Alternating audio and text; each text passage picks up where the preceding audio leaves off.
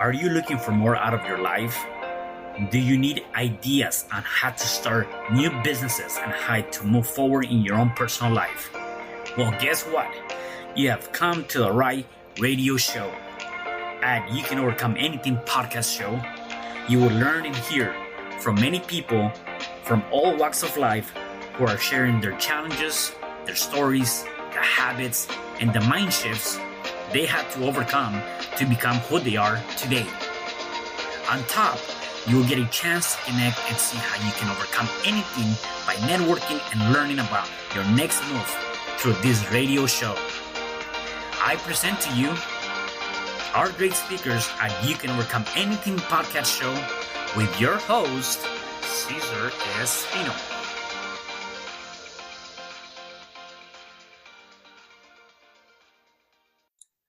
Hello there, and welcome back to another episode of You Can Overcome Anything podcast show. It is your host, Cesar Espino, and you can find me at www.cesarrespino.com.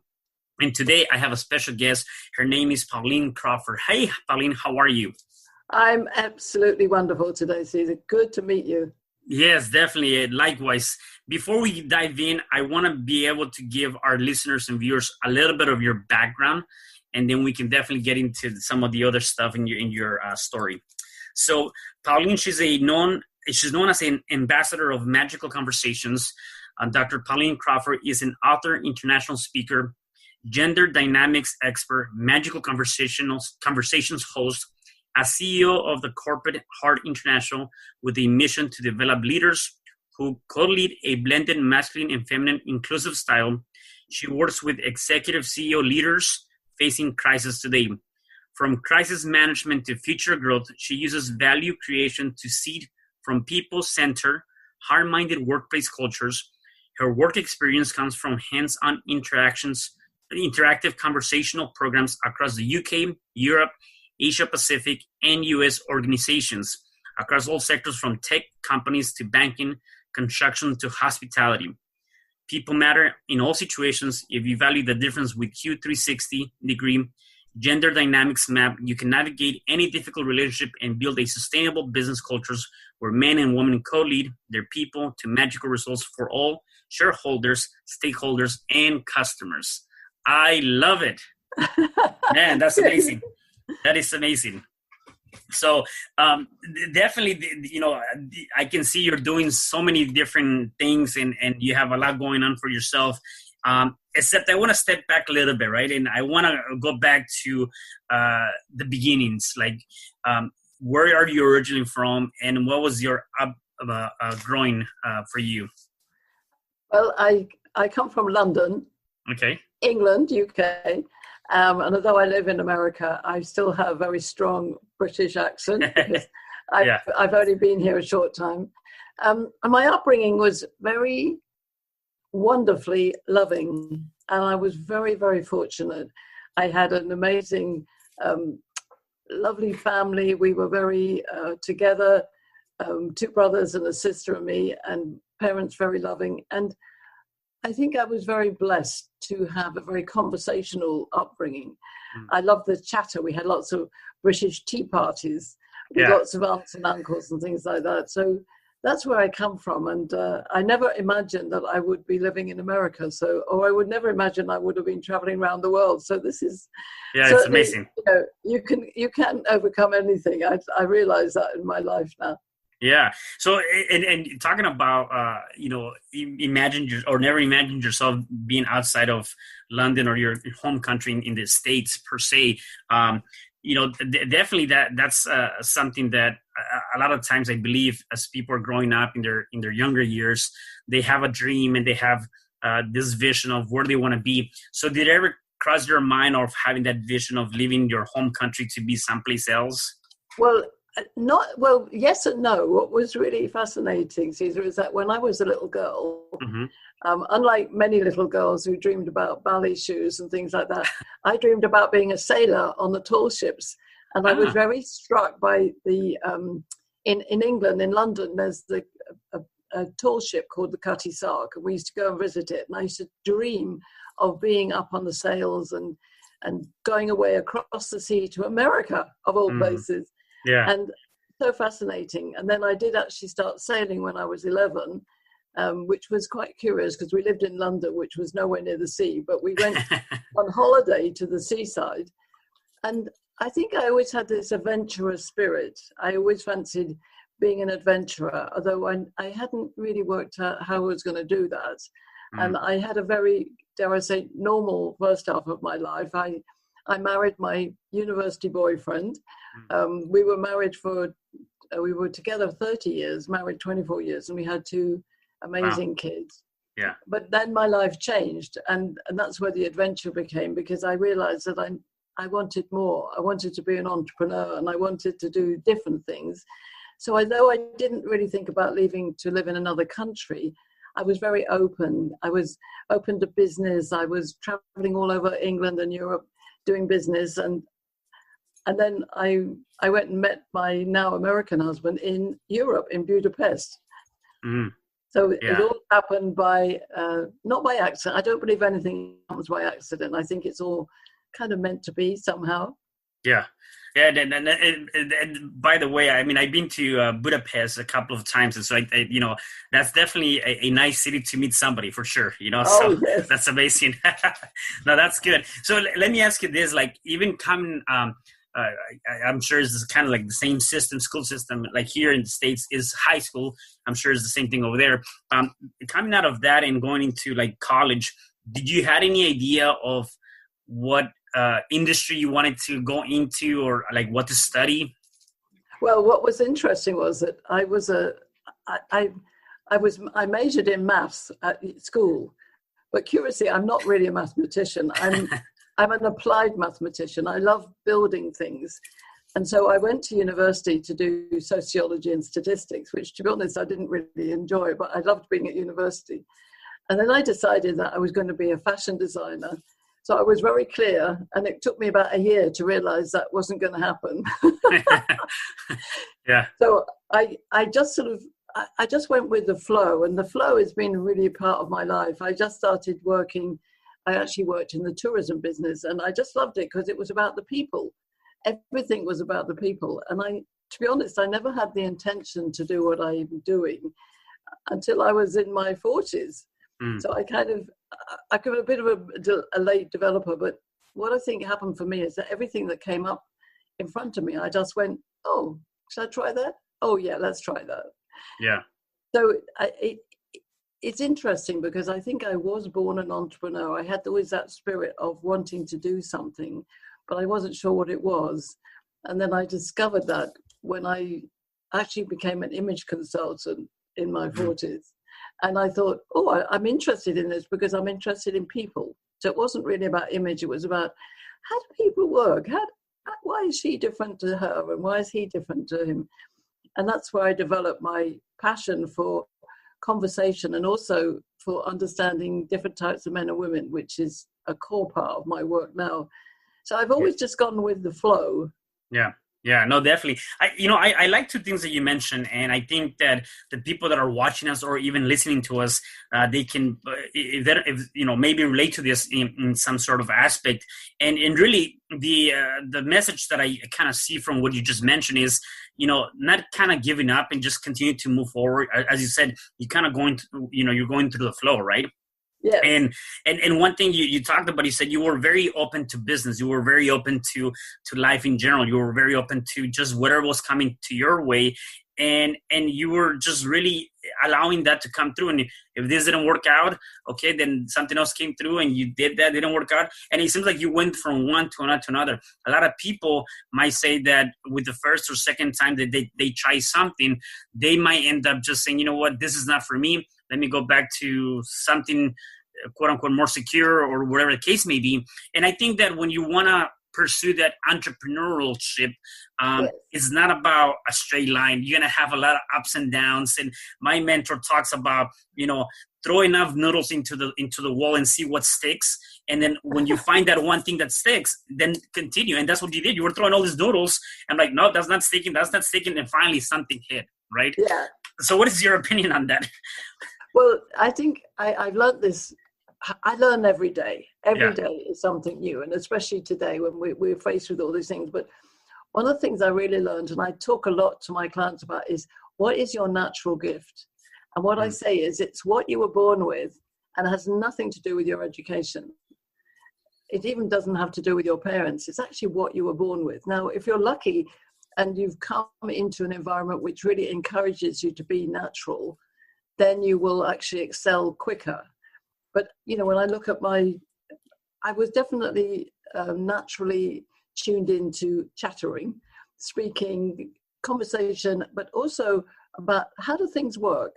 You know, why does that fit with that? And that was part of my, you know, I did love maths when I was at school, and I was hopeless at language. But we've created a world which says you've got to learn all the things that you don't do well. I think we need to learn what we do well and do more of that. And so I always encourage people to go back to what was original. You know, were you originally really good at detail? Were you really good at music? Were you really good at words? Were you really good at smells and became a cook? You know, I mean, you can actually track it officially and unofficially right back to what you were born with. And in that way, I think we're not all born to be entrepreneurs, but I think we're all born with something very good and very natural. And people often say to me, well, I don't know what it is. And I say, well, what do you do? And when you do it, people say to you, oh, gosh, you're so good at that. And you say, oh, no. And you dismiss it because actually it's so natural to you. You don't think it's a skill, but actually it's your best skill. I love that. And I was actually going to ask you, like, in terms of that, like, people might say, well, how can I find that? Very similar to when people say, you know, find your passion, find your why, find your purpose, and say, people might say, well, I don't even know how to start or how to begin with that. And I like that because you're right. A lot of times, you know, people will compliment you. People will tell you, you're so good at this. And you're trying to dismiss it, like, nah, not really. I'm good. I mean, that's the answer right there. I think I didn't see it from that perspective. In terms of any major obstacles that you might have come across your life, can you name maybe one or two that you know you ended up stumbling against, and how you overcame that obstacle? Well, I think the main one in my life was when I realized that my 30-year relationship with my first husband was not going to be what was going to go ahead, and it was. You know, I adored family life, and I was very conscious of my values about family and harmony. And yet I knew that we weren't right. There were lots of things we were distancing. We maybe had known each other too long. We were growing out of each other. We met when I was 18, he was 19, and now we're in our 40s. And it's like, I never imagined that I would change that. I mean, I was born in a Catholic family when, you know, you don't divorce and many pressures, but I just knew that it wasn't right. And I divorced in the best harmony I could do. I remained friends with him until sadly he died a few years ago, but he had some issues with alcohol and things that we won't go into. But I think sometimes it's important to recognize where your boundaries are and what you won't put up with. And that's, for me, is what we're facing now in the world is I study a lot about women empowerment, but I'm very keen that men understand women and women understand men, because I think we're stacking up obstacles that we don't need to have there. But that was a major one for me, was sharing that with my kids, who were teenagers, with my family.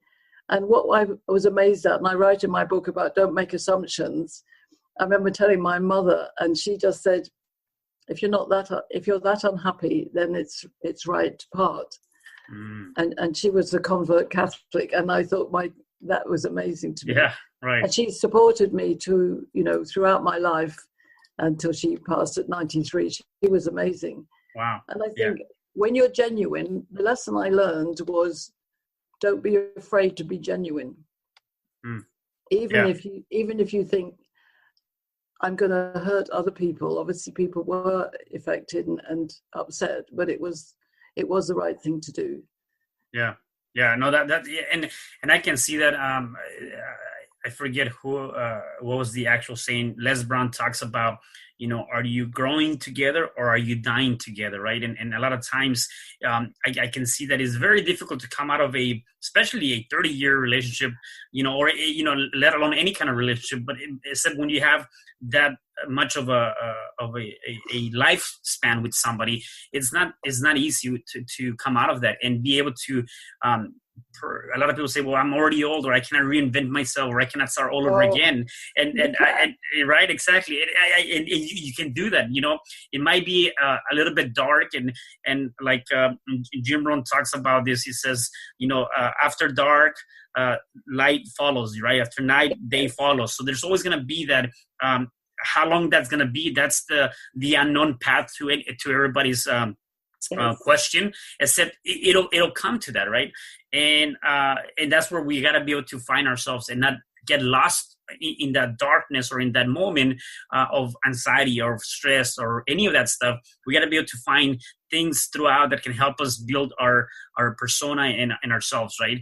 And I'm sure that you can relate to some of that, being able to go through something like that, whether even if he wasn't right for you, it's not easy to just let that go, for sure. It's not, and I think it's very important to keep the conversation going, but not be put down by anybody, not be chastised. I talk a lot about valuing differences. We're so different. All of us are different to each other. Unless we share and have magical conversations without judgment, we can't get to understand differences. And we have different reasons for doing things. And I think that's the way we've got to converse in the world much more clearly. Yeah, definitely. So let's talk about your book. When you wrote the book, what were some of the reasons why you wrote it? And then what is the main message you were trying to come across with the book? The main message is that we can have, I call them magical conversations. And it's very important to recognize that it's very much about no judgment, no anger, and no coercion. Those are my three main pillars in the book. But it's about, you've got to know yourself and you've got to know what you want to share, but you also need to allow understanding of other people. And I think I did have a lot of that naturally when I went through my divorce breakup. I learned that I did want to be out there in the world helping other people to have these conversations.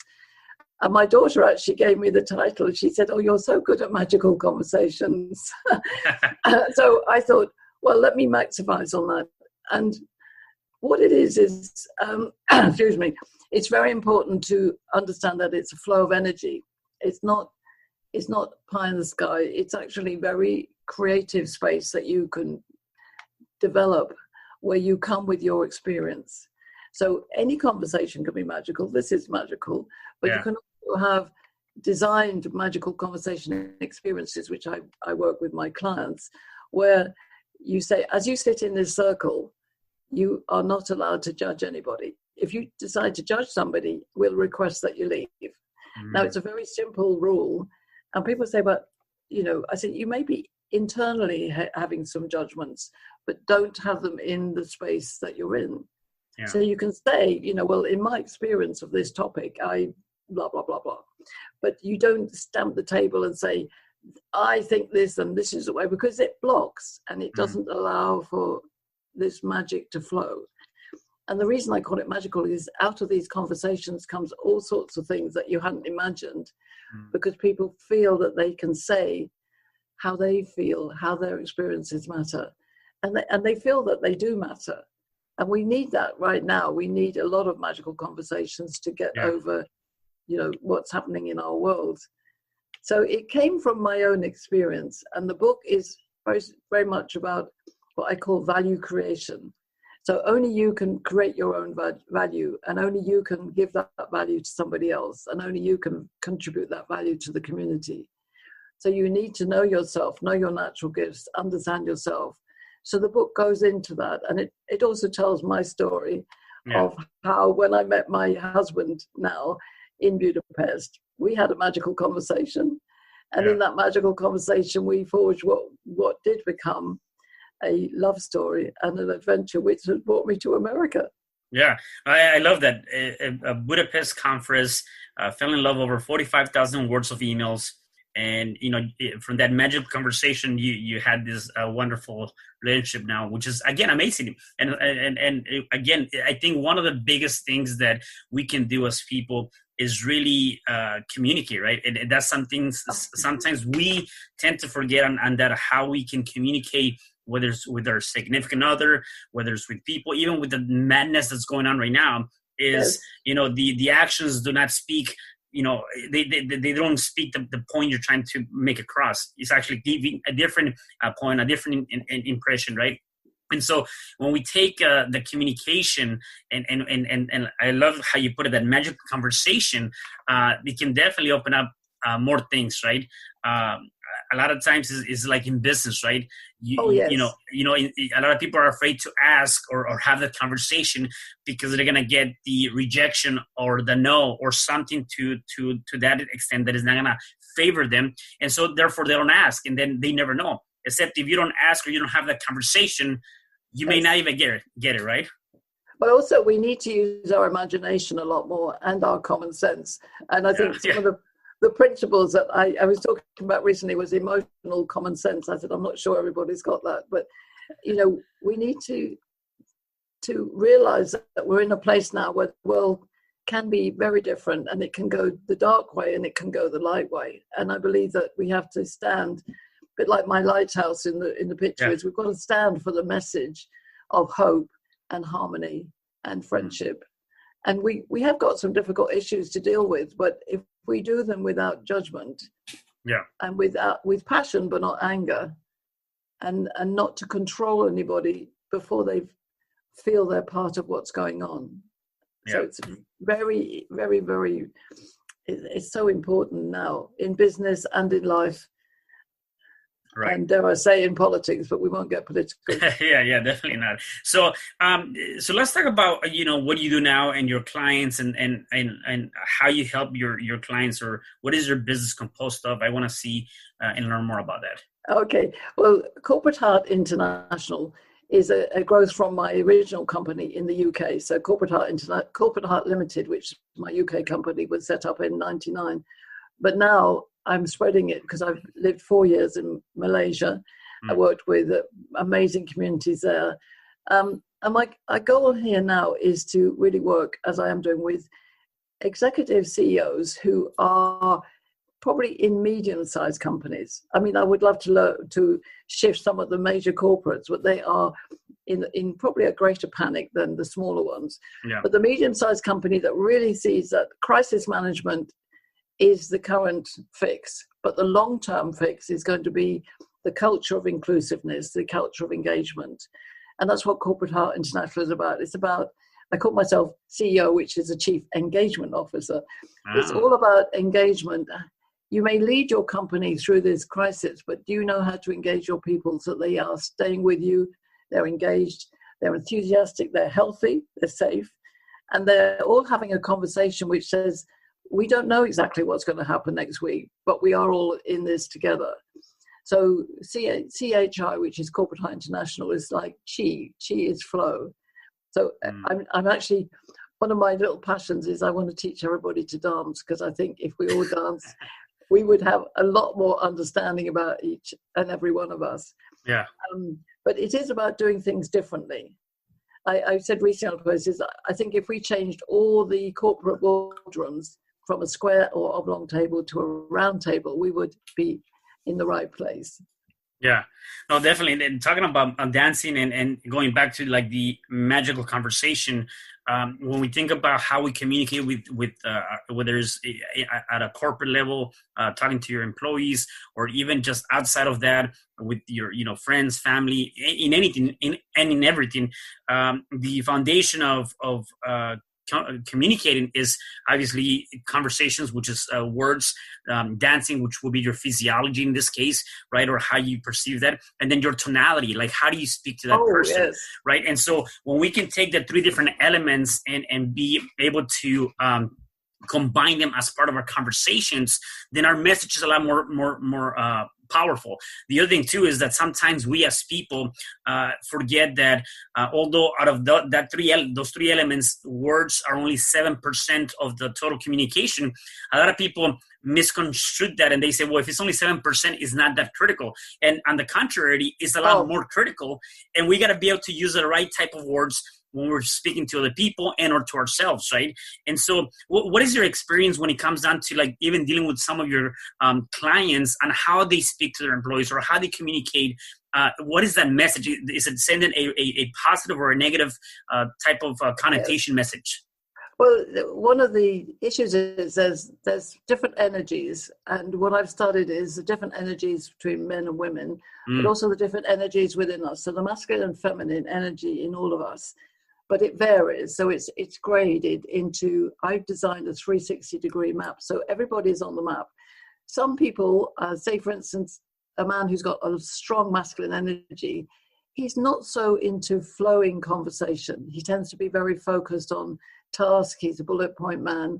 So we need to understand how to embrace him into a tactical conversation maybe. And then you've got a more intuitive, feminine-minded man like yourself, I think, where you listen, you care, but you're still looking at things from a male point of view. And then in our females, there's our strong masculine energy, which I have because of my mathematics and my desire to design and put things together. But I'm female, all female, nurturing, relationship building. And some women are extremely feminine female. They're very nurturing. They're more sovereign. And as we all come into the world of business and we bring life to business, which is what is happening now, and we've now got lockdown, so we are experiencing extreme interweave between life and business. I believe we need this emotional integrity, understanding that we're all different and we all come to conversation differently. So I help my clients to understand different types of men and women. And if you've got a very traditional CEO, male or female, who's still in that very straight line, this is all about profit, cost, not about people, that's old school. We have to move so everybody understands that people are important. And I think that shift had started just before the pandemic started. And I believe that, especially now with the issues as we've seen across America, CEOs are coming up and saying, no, people are important, human beings first. Everything is about the human being. What I believe we need to do is to learn a lot more so that we can fulfill the desire we have to have people-centered, heart-centered business. I don't think that people don't want it. I think sometimes traditionally men maybe more so than women, but traditionally we haven't known how to do it. We've always seen business as that way, money, focus, profit. Now we've got to learn a whole new set of rules and regulations and change the whole system, but we will still create business, but we'll create life with it. And I think that is, there's a gap in our awareness and our knowledge that I dream to fulfill so that we can have companies ahead that will just do this automatically. It will be, as they say, a no-brainer. Yeah, definitely. Let me ask you something. What are some of the advices that you've given, some of your clients when it comes down to really focusing on that magical conversation, or some of the suggestions you've given? Well, one of the key things is creating the space. I mean, I think when we're rushing forward and we've only got KPIs and actions and all this stuff, it's more difficult. So you have to make time for it. So what we do is we say, right, it's got to be scheduled in, and it's got to be in a time zone that everybody does come in and follow the rules.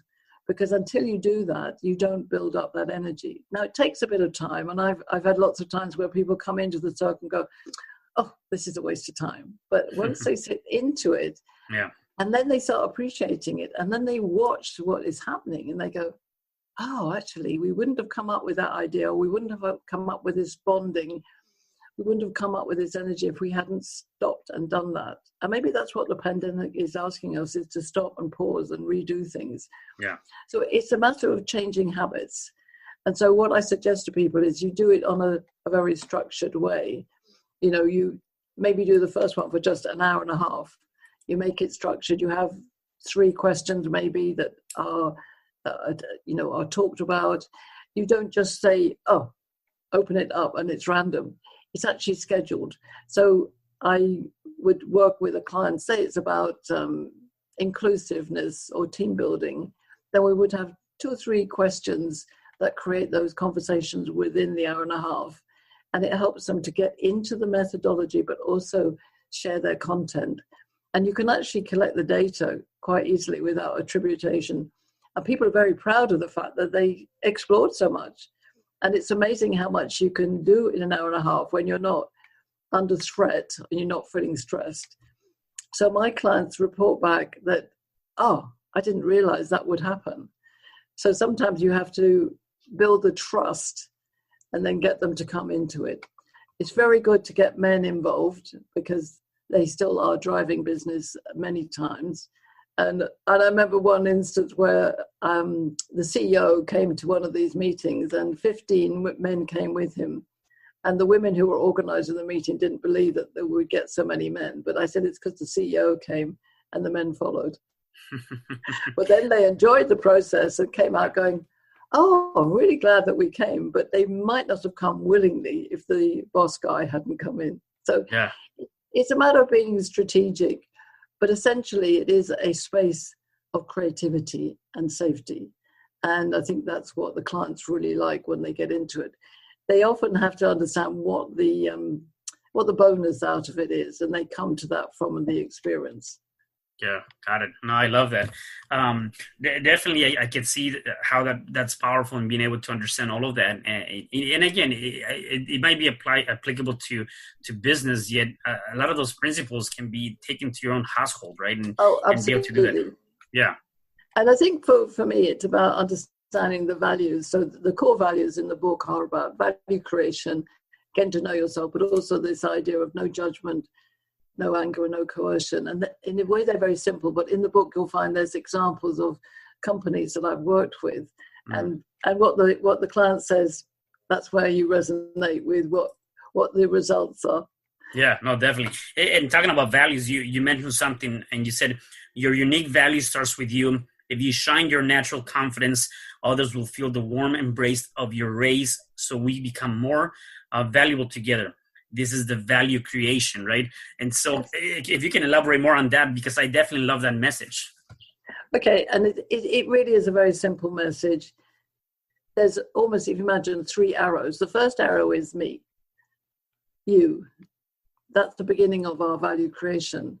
We're born, we get to know ourselves. And yes, we put boundaries around ourselves, but freeing ourselves to be our genuine, authentic self means that the second arrow, which is you and me, i.e. relationships, everything that I have, I take into the relationships. If I'm in a bad mood, I'm going to not be in a good place. If I'm in a good mood, I can share who I am. So we become you and me, we become us. But the third arrow is we. So the we is the bigger community that we're sharing. It might be our family, it might be our business, it might be our community, it might be our country, it might be the world. So it's like, remember, me, you, we. So the only part of that cycle that I can actually influence is the me. We tend to sometimes believe that the bigger external world is the only thing that controls us. But the truth is, we always have a choice. We have a choice to be in loving intention, and we have a choice to be angry. We may have issues or whatever, but it's always still our choice. And whatever we do, we take that into relationships. So this value creation means that if we know ourselves, and then I know you and me, and we create the we community, that community gives me value, because then I'm proud to be part of that. So it does give me value, but it starts with me. Got it. In a way, it's like when you're on the aircraft and it's going down, you put the oxygen mask on yourself. We can only help each other if we understand our truth in here. Yeah. No, and the other thing that just came to mind is there's this African proverb that says, if there's no enemy within, there's no enemy outside, right? So it comes down to like the inner self you were talking about, and it's all about you. And, you choose those emotions, whether they're good or bad or however you want to position them. Just as you choose those emotions, though, you can also change the dynamics of that instantly. And so, one thing that I actually did a video this morning, and I was just talking about, we have to focus on a couple of things, in my opinion. Number one, we have to focus on love. We have to focus on peace. We have to focus on one kind, the humankind, instead of bringing this anger or doing things that are really out of proportion. We got to really focus on that, because we have the ability to change that. And when we start doing things from a place of love and peace, everything else is going to unfold, right? And I think that's pretty awesome. So, it is.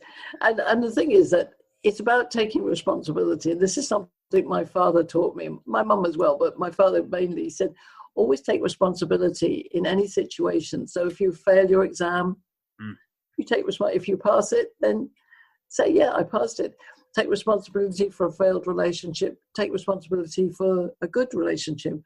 And if you're joining something like a committee or a community, then be part of it and be proactive. Don't sit there and moan about people.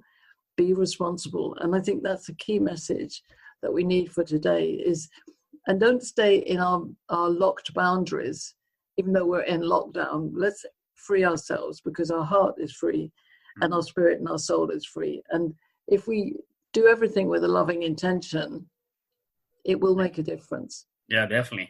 That's awesome. Pauline, I have a couple more questions for you before I let you go. One of them is, if people wanted to connect with you, how can they connect with you, and where can they find you? Well, they can find me on LinkedIn under Pauline Crawford, and on Facebook, Pauline Crawford-Omps, which is OMPS, which is my American husband's name. Okay. And also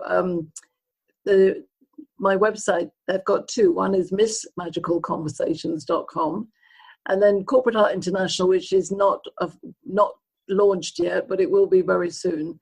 But they can find me at Pauline at Corporate Heart International, and that will find me. And to be honest, because you were out on social media, I'm on Instagram as well as Pauline Crawford-MC. But if you want me, you can find me. Yeah, definitely. No, that's awesome. And then one thing that I appreciate about you is that you have this very positive mindset and very loving, positive mindset. So I want to know, do you do or have any habits? We were talking about habits earlier today. Do you have any habits that you do yourself on a day-to-day basis to keep you in this positive mindset? Well, I do like to laugh and smile a lot, and I love to dance. So, or dance as it is in America. I like to dance, and so I put dance videos onto my computer, and I'll dance on my own. Yeah. My husband's a musician, so if he's playing music, but it's all about movement and taking my dog for a walk. But I think it's very important to take time out for yourself and make sure you interact with, as well as business, interact with people that you love and you care about. So I spend some time on the video calls to the UK, where my kids are, my grown-up kids and my grandkids. And that helps me, because I do feel a long way from them at the moment with the pandemic. Right. No, that's awesome. And talking about smiling, you're part of also the Keep Smiling movement, right? I am, and I love it, because smiling has always been a very important part of my life. When I was 17, I wrote in my diary, I don't understand why adults don't smile all the time, because it makes them look much better. So I'm just going to smile. And I mean, seriously, I wrote that. And about, I think when I shifted my life divorced my husband, I was getting into business, and I just decided one day, I'm going to write smiles at the bottom of all my emails. So even if I wrote to a client and I put best regards, I put smiles, Pauline. And it's something I've done now for over 20 years. And it was interesting, because people would remark on it and say, oh, I love the fact that you put smiles. It's a very simple thing. Smiling is the most simple thing we can do, but we have to do it genuinely. But it gains a response from anybody else. Even when they're unhappy, if you smile and you catch their eyes, and of course we've got the problem now with masks, but you know, you're a smiley person, we get an instant reaction, and it's good. So I loved it. When I met Andrea and Ken and Barry, I thought, this is fantastic. And if I even have a vision, which I haven't started yet, to have the Smile Foundation, which would be an education where we use the letters, so sound, movement, imagination, laughter, and love, and energy. And I thought, wouldn't it be fun if we had an education that was based on those values, So as well as teaching maths and English and all the rest of it, the teachers would always go back to that acronym. How much value we would have out of all of our students, it would be fabulous. So I love the Keep Smiling movement, and my book is created. It's in an e-form. So if anybody wants the e-book, that is available too. And I Awesome. just think the whole movement, alongside many other movements I've come across, is the way we need to go forward. We've got to be humans first. We've got to be smiling, and we've got to change the systems to be inclusive and engaging. Yeah, no, I love that. And again, it's very magical when you take the conversation and then you throw in a smile to it, right? That's very awesome. If any of our listeners that are listening to us or are watching us might be going through any kind of challenging stuff in their life right now, whatever that might be, what would be one advice that you can give them to overcome that challenge? I think the major thing to do, and I know that we all are in extremely different places and very difficult places, is going back to the fact that you have a choice. You have a choice every moment to smile. And recently I had a note from somebody who's in a very difficult place in Africa, and he said, "Can you teach me how to smile?" And I said, "Well, I can give you some advice. You've got to look out on your day and think of something that's good. The tree, the sky, the earth, whatever you haven't got, don't think about that. What have you got? You've got your breath. Even if you're in pain, can you think about something that you can be grateful for?" And that's the whole focus, is starting with me, starting with that choice of being a human first and wanting to find something that's good. Even if it's the most tiniest thing, that's where to start. And don't judge yourself against everybody else. Look at where you are at and be present. Yeah, and I'm going to elaborate on that. I love that. A lot of times we tend to measure ourselves with somebody else's performance, or we might say, "Hey, we started at the same time. That person's up here. I'm still kind of like down here." And that's one thing that I think we shouldn't do. We should never measure ourselves against anybody else or compare ourselves, because that becomes somewhat of a toxic conversation in our head. And then we end up, instead of moving forward, we're self-sabotaging ourselves, right? So I think that's something that definitely everybody has a different journey, and everybody's going to learn differently. We're all unique in some shape or form. And as we move forward, we're going to be able to get what we want. And just as long as we continue to push forward, and I always keep saying, keep marching forward, just keep doing that, right? Absolutely. Yeah. And I love what you said. Again, the simplest thing is like even looking out and just looking at something that brings joy, right? It can make that big of a difference. Absolutely. When you think about the wonder of the universe, how do we hang in space? How do these trees grow? Whatever it is, look at the marvel of beauty of nature, because sadly, a lot of man-made things have taken us in the wrong place, but nature will survive. Nature is what is at the essence. And think about how you're attached to the earth. Just think about the magnificence of the universe and see yourself in that moment. Yeah, and definitely, like you said, appreciate the now moment today, which is what really counts, as tomorrow's not promised, right? So, Pauline, again, thank you again so much. I really had a great time. Before I let you go, do you have anything else you want to share with us? I just think to reinforce that, although we can each, and I do too, wake up in the morning and go, "Oh my God, is this really what the world is facing?" Almost know that dare I say, it is an exciting journey. The unknown is scary, but it's also exciting. And if we're in a crisis, the Chinese symbol for crisis is two symbols, and it's danger and opportunity. So yes, there is danger, but there is opportunity. So just seek to find a tiny, tiny little bit of opportunity, a smile, a gift, a kindness in your day, and that is the opportunity to be. Yeah. Awesome. And that's a good way to definitely end this. And I really love that. So Pauline, thank you again for being here today. I really appreciate you sharing your story and your tips. Thank you, Cesar. And it's been a very magical conversation. So, of course, I love it. I love that. Thank you so much. And for the rest of you guys, please make sure that you check us out on your favorite podcast platform. Make sure you come here, comment, share this, subscribe to this podcast. And I will definitely be looking forward to seeing you at the next podcast show. Have a good day. Bye.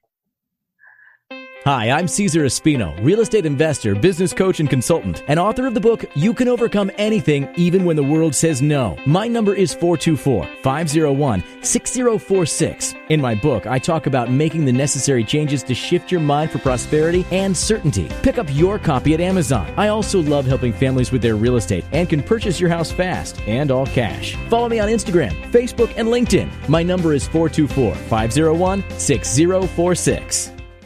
Thank you for having me today. I am so glad you've tuned into this podcast. You can find me at your favorite podcast platform where you can like, subscribe, comment, and share.